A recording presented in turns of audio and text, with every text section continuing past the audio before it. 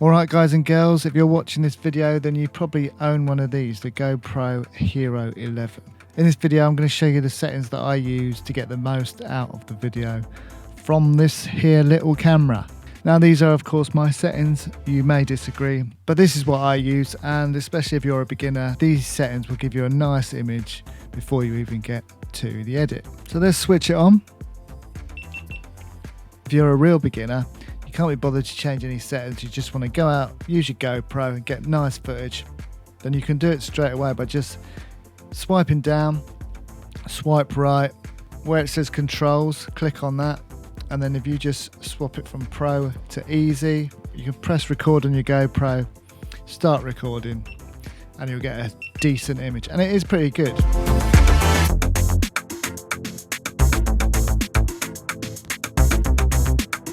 However, if you want to get the best footage, especially if you're going to do some editing in post, then here are the settings that I suggest you use on the GoPro Hero 11. So first of all, I would shoot your footage in 5.3K resolution.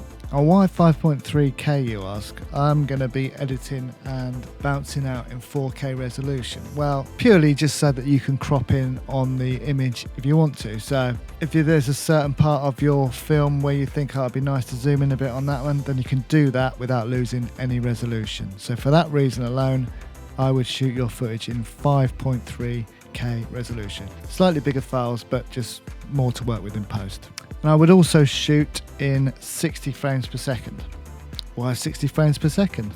Well, most of your footage is going to be in real time or sped up, but you may want to slow your footage down, do some speed ramps, all that sort of thing. Anything where you're going to slow down footage, then you're going to need those extra frames. So filming in 60 frames per second, all your footage, whatever footage you want to slow down, it'll be nice and smooth. If you film at 30 frames per second and try and slow it down, then you're going to get juddery footage because there aren't enough frames. So shoot everything in 60 frames per second, then you don't have to worry about it. Again, bigger files, but more than worth it if you want to slow things down in post. So let's go through some more of the settings. So in our settings screen, you're going to come to the lens. In terms of lenses, I mostly use the wide and the linear. Now, if you want your footage to look a bit more cinematic, less GoPro-ish, more sort of traditional camera style, then I would go for linear. You won't have any of that fisheye effect and it will just look more natural. But if you want your standard GoPro adventure footage, then just shoot in wide because you get much more scenery. Wide or linear is my suggestion in terms of lens. You've also got the super view option, which I just think is a bit too wide, so I would go for linear or wide. Okay, Hypersmooth on. Why would you have it off? If you want nice smooth footage, then I would leave the Hypersmooth on every time.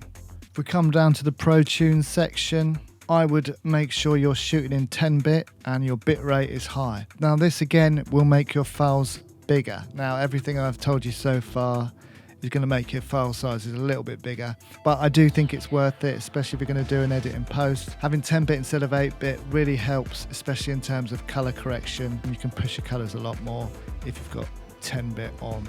So I would shoot in 10-bit, bitrate high. That's my suggestion. White balance and shutter speed I'd leave on auto.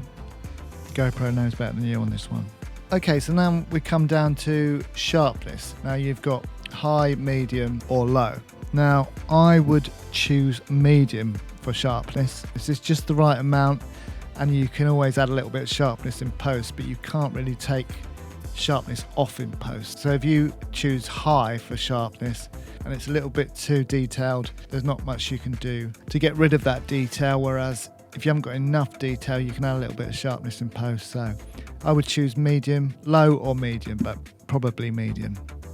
Okay, in terms of colour, COLOR in America, COLOUR in the UK. Potatoes.